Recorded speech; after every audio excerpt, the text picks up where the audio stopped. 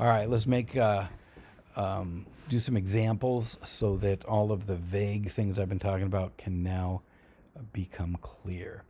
Here is a typical stoichiometry problem. You can add words to it beforehand and afterwards, but basically it'll all boil down to something like this.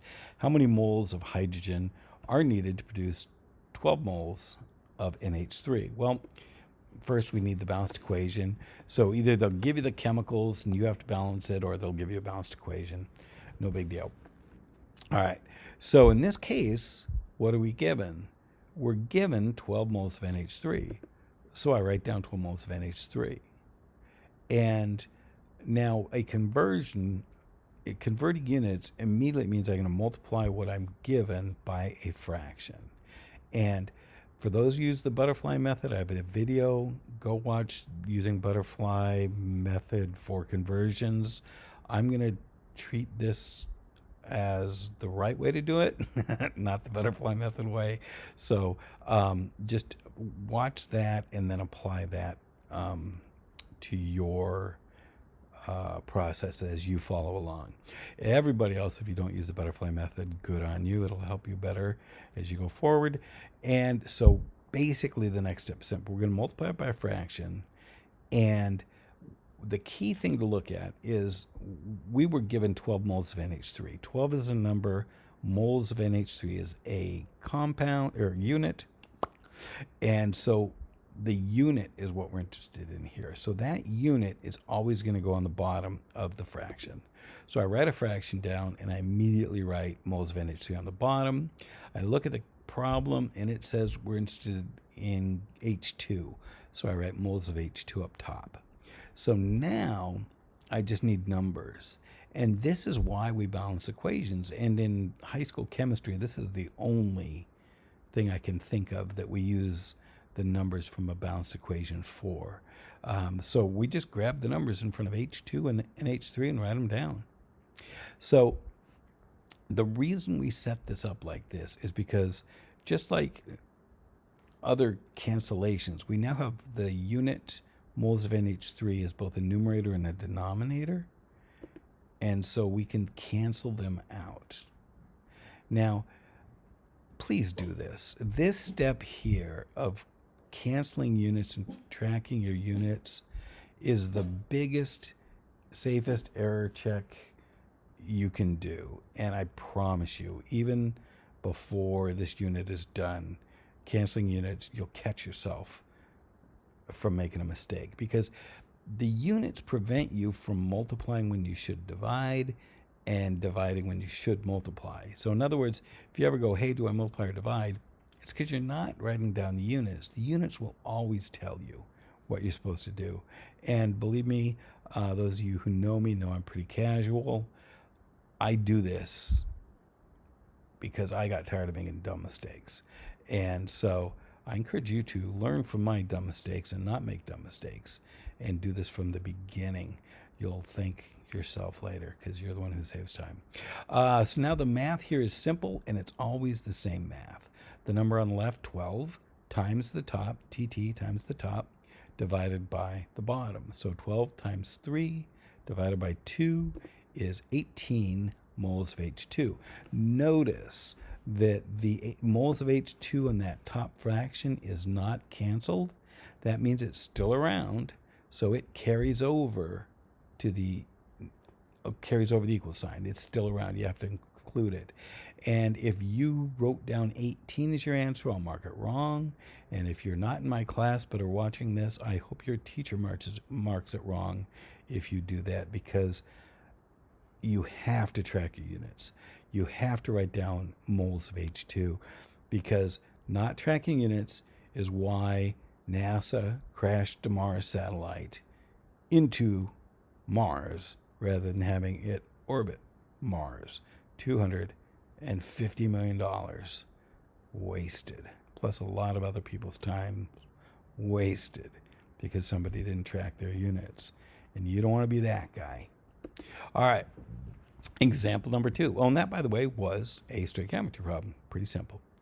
Now, next one. How many moles of N2 are needed to completely react with 75 grams of H2. So here we're not given moles, we're given grams.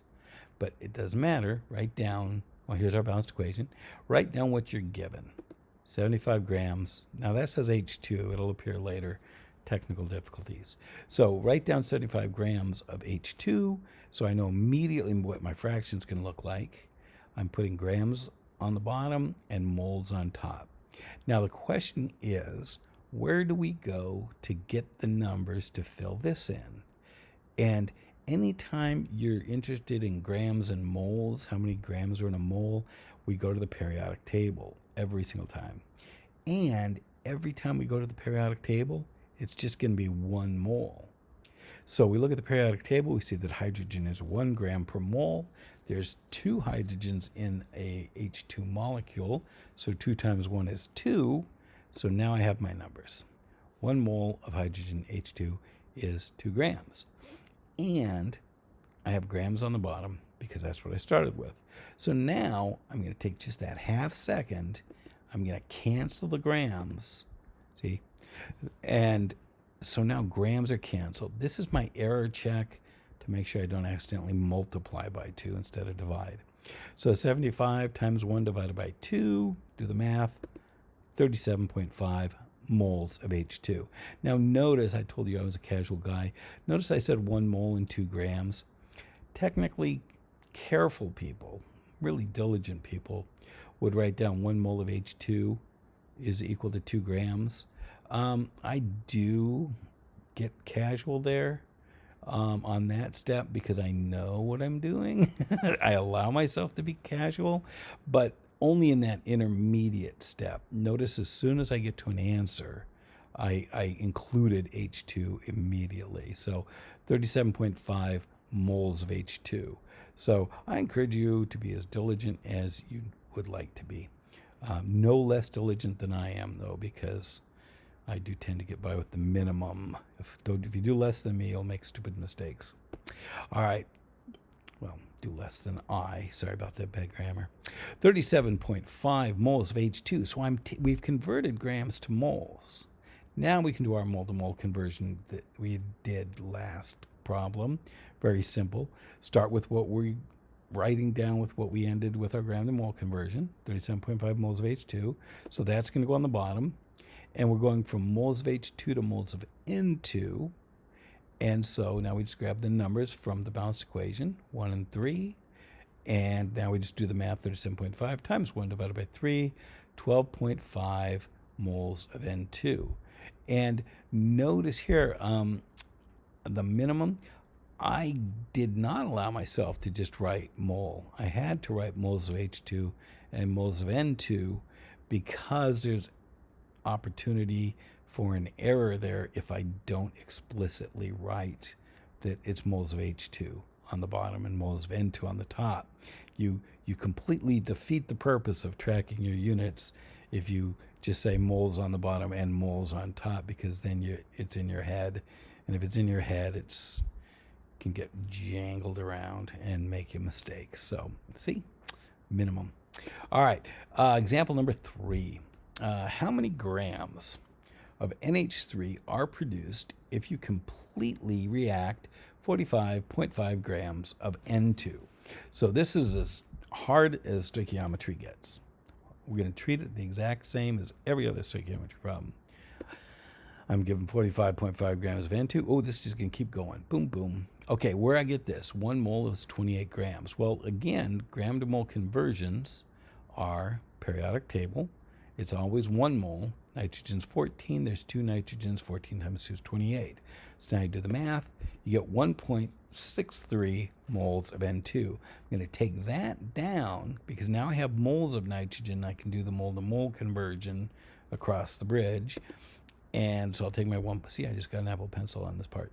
1.63 moles of N2 times 2 moles of NH3 over 1 mole of N2. Cancel my units. 3.26 moles of NH3. Excellent. Take that answer, and now I just need to convert moles of NH3 to grams. Periodic table. Now, Nitrogen is 14 grams. Hydrogen is 1, but there's 3 hydrogens, so we do 3 times 1, which is 3 plus 14, and that's how we get 17 grams. So now the final math will be 3.26 moles, or 3.26 times 17, divided by 1 if you want, equals 55.42 grams. Look at that. That's as hard as it gets. And take a moment to look at the structure of this problem, how it's identical, step by step. It's just conversion, conversion, conversion. So if it's a one-step stoichiometry problem or a 3-step stoichiometry problem, it's not any harder, it's just longer. And if you can just do a conversion, you can do 3 conversions. And if you can do a conversion, you can do stoichiometry. All right, so poof, magic. What I would like you to do is to read the problem, and then I would like you to solve this on your own. And so pause it now, unpause it when you have an answer. All right, so quick side note where it says assuming excess H2, that is something you'll learn next. We'll address it more later. I was just being precise in case some other chemistry teacher watches this. And yes, I know about sig figs. Leave me alone. All right. So, all right. So here's the answer.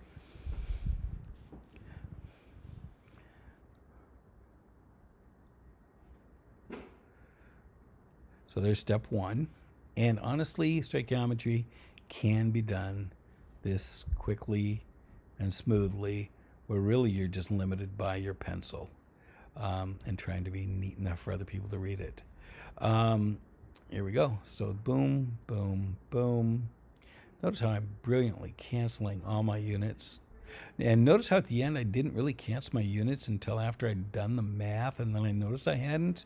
But that still serves the same purpose, because before I turned the answer in, I noticed it hadn't been canceled. I canceled it, said, yep, it cancels. So it still made sure that it was done properly before I put my final answer in. But there's the answer. Hopefully you got 42 grams of N2 as well, because that's the right answer. And yes, I know that N2 stands for nitrogen, and nitrogen's a gas, and you can't really get grams of a gas. Yeah. This is for practice purposes only. All right, last problem.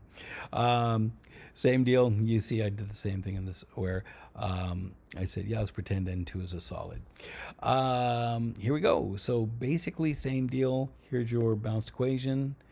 And pause this.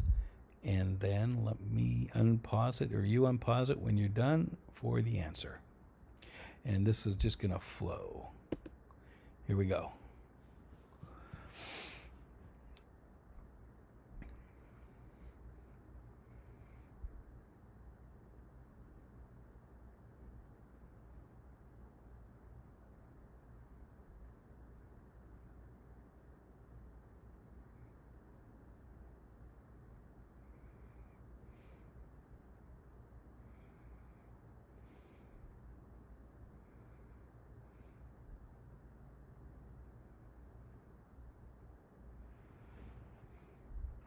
So 641 grams of N2 is the answer.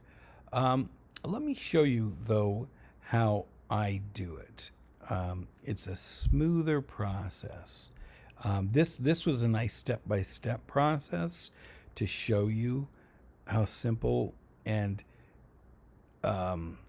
it takes you through the logic of it so you understand why you're doing what you're doing with the numbers. That's why I teach it this way. Let me show you a little bit smoother way. Now notice in this one what had to happen.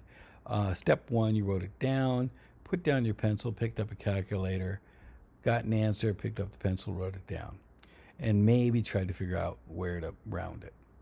Then you wrote that answer down and the conversion factor, put down the pencil, picked up a calculator, did the work, wrote it down, maybe had to estimate where to round it, put down the calculator, picked up a pencil, wrote the final conversion, picked up the calculator, got an answer, picked up the pencil, wrote it down.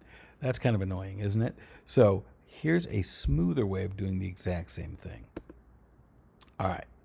So it starts exactly the same as before, right? So this looks very familiar. And notice I just cancel my units. Now, at this moment, moles of NH3 is uncanceled, and that's my active unit. And rather than putting down my pencil now and picking up a calculator, I know that I'm just going to take the answer to this and do another conversion. So let's just put the other conversion down right now. And since moles of NH3 is the active unit going into this, I put it on the bottom. And now I'm doing my mole to mole conversion. See, so really, I do gram to mole for the first one. Now here's my mole to mole conversion. And then now I cancel my moles of NH3. Now moles of N2, I look at that, it says, okay, my active unit is moles of N2, but the problem says how many grams of N2 do you need? So my unit is not what I'm looking for, so I need to do one more conversion. Moles of N2 is active, so it goes to the bottom. Grams of N2 goes to the top. Cancel those units. Now I take just a moment and do an error check and make sure that every unit except grams of N2, which is what I'm looking for, is canceled. And it is.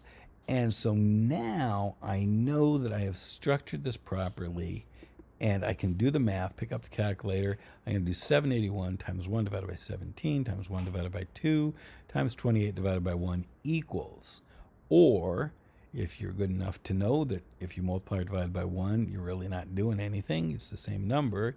What I would do is really just do 781 divided by 17 divided by 2 times 28 equals 641 grams of N2.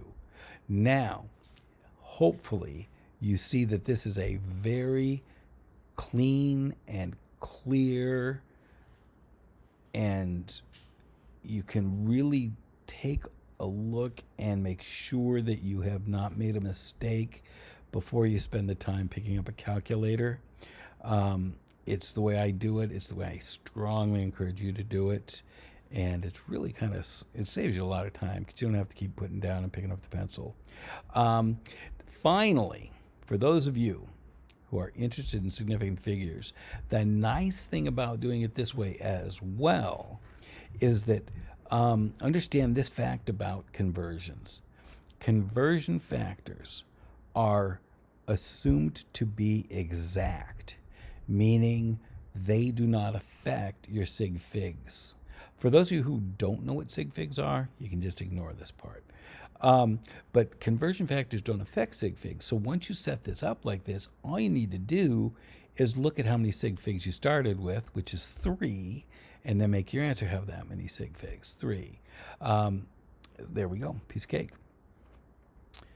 All right, so that is all there is to stoichiometry. It's so easy, even a billy goat can do it.